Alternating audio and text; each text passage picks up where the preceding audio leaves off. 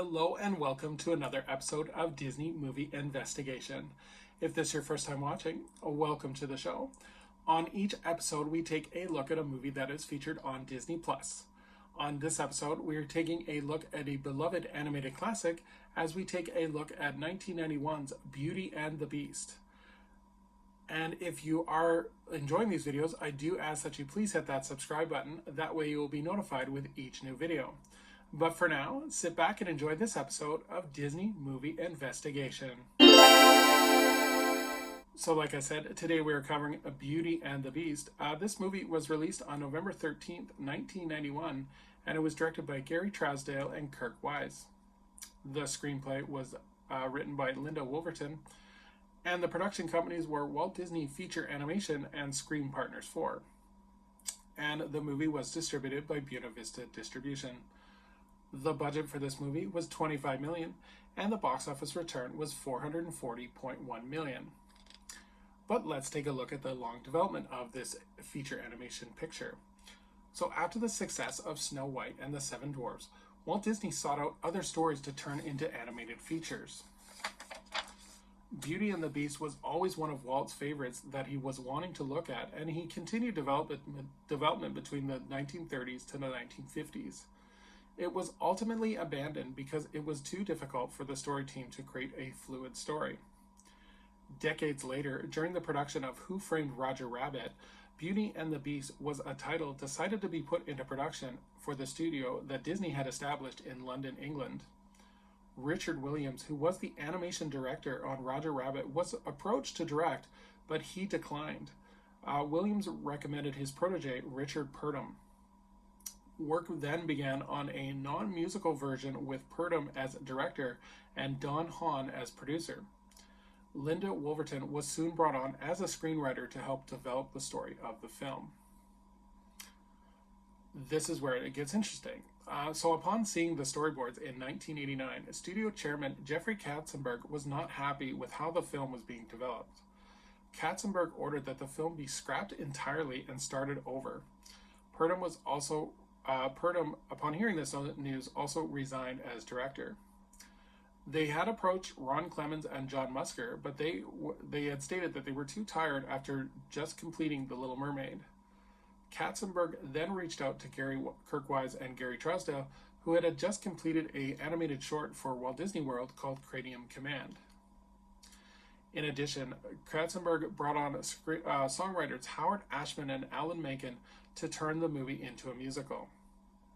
However, this had complications as Ashman had recently been diagnosed with AIDS, and the production had to accommodate him in his weakened state. Pre-production was moved from London to Fishkill, New York, where Ashman was living at the time. The household objects and Gaston was also added to this new musical version of the story. And because of Ashman's health problems, production team members were working between California and Ashman's home in Fishkill, New York. So in terms of casting, initially Jodie Benson was asked to provide the voice of Belle before deciding on Paige O'Hara, who decided that Belle would be a little bit older, and that's why they went with Paige as opposed to Jodie Benson. And it made, during her initial voice recordings, her voice was sounded too much like Ariel, and they wanted a distinction between the two. Actors considered for the role of the Beast were Lawrence Fishburne, Val Kilmer, and Mandy Patinkin. John Cleese was offered the role of Cogsworth, but he decided to take a role as Cat R. Rall in American Tail 50 Goes West. Julie Andrews was also considered for the role of Mrs. Potts. In terms of animation, because of the restart, production was compressed into 2 years as opposed to the traditional 4 years that the Walt Disney Company was doing at the time. Most of the production was done in Glendale, California, but small scenes were handled by a team in Lake Buena Vista, Florida as part of their new animation studio. To save time, Beauty and the Beast also used the CAP system to digitally paint the film. So let's take a look at the cast. So we have Paige O'Hara, who provides the voice of Belle, Robbie Benson, who provides the voice of the Beast, Richard White provides the voice of Gaston, Jerry Orbach provides the voice of Lumiere, David Ogden Stiers provides the voice of Cogsworth, Angela Lansbury provides the voice of Mrs. Potts. Bradley Pierce provides the voice of Chip. Rix Everhart provides the voice of Maurice. And finally, Jesse Corte provides the voice of LeFou. So in terms of the plot, for those one and few that have not seen this movie, arrogant young Prince Adam and his castle servants fall under the spell of a wicked enchantress who turns him into a hideous beast. He must remain a beast until he learns to love and be loved in return. The spirited, headstrong village girl Belle enters the beast's castle after the beast has imprisoned her father Maurice. With the help of the enchanted servants, including the matronly Mrs. Potts, Belle begins to draw the cold-hearted beast out of isolation.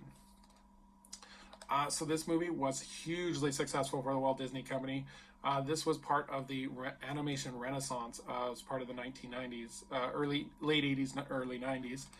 So for the first time that Disney had ever done, a work-in-progress edition was released for the New York Film Festival on September 29th, 1991. After the film was completed, the film audience gave a 10-minute standing ovation to the film.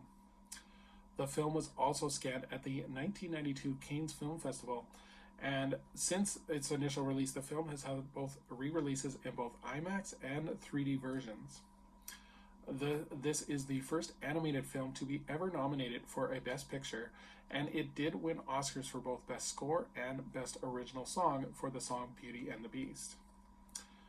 In terms of merchandise, various forms of merchandise were released, along with Belle becoming an official Disney princess.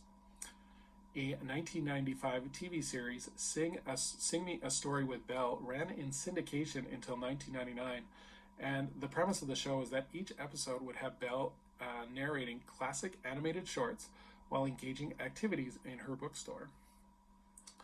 Several sequels were also released, including The Enchanted Christmas and Belle's Magical World.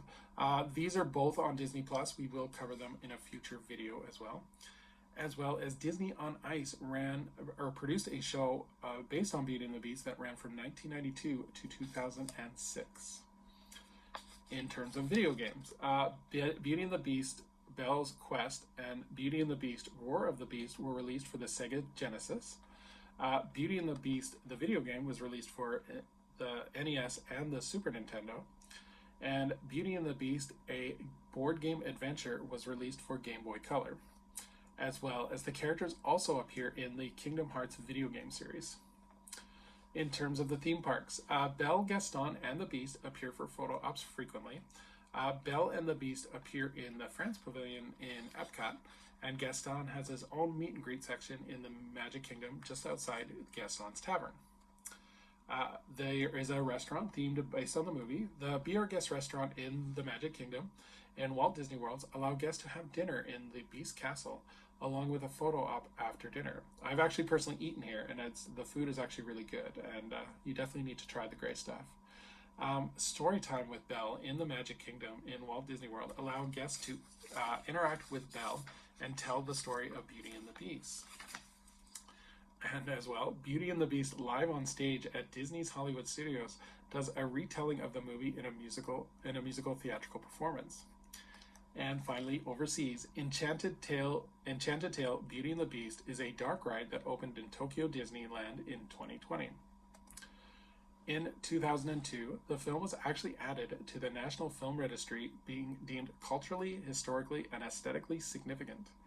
And the film has obviously been adapted as a Broadway musical and a live-action remake. The live-action remake we will cover as well in a future video.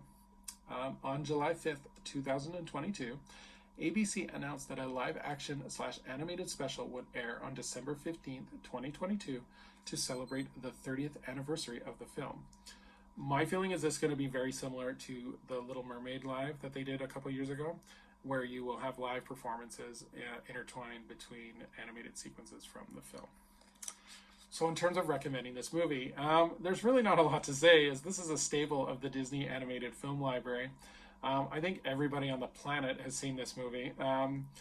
I love the movie. I think it's a great example of transporting you into a new world, and it's a perfect mix of characters, music, storytelling, and a setting. It's just that perfect blend, thus being nominated for Best Picture. overall, for those that haven't seen this movie, the very few of you, I definitely recommend it. Even if you have seen this movie, I suggest you rewatch it again, as it definitely does have that rewatchability factor, and you're able to constantly just go back to it. It's like a pair of comfortable jeans. Like you're able to just rewatch it, and you pick up on new things, and it's just one of those classic Disney movies that we all remember, both as childhood and as adults. So definitely, if you haven't seen it in a while, definitely go back and rewatch it. So thank you again for joining us here on Disney Movie Investigation. I would love for anyone to please share their comments on their favorite memories of the original Beauty and the Beast. So as we look forward to our next episode, we are going to be taking a look at a historical drama as we take a look at a hidden life. And there is actually going to be a Disney bonus story with this one, as we're going to take a look at the military hotel, Disney's Shades of Green. So until next time, I hope you have a magical day, and we will see you real soon.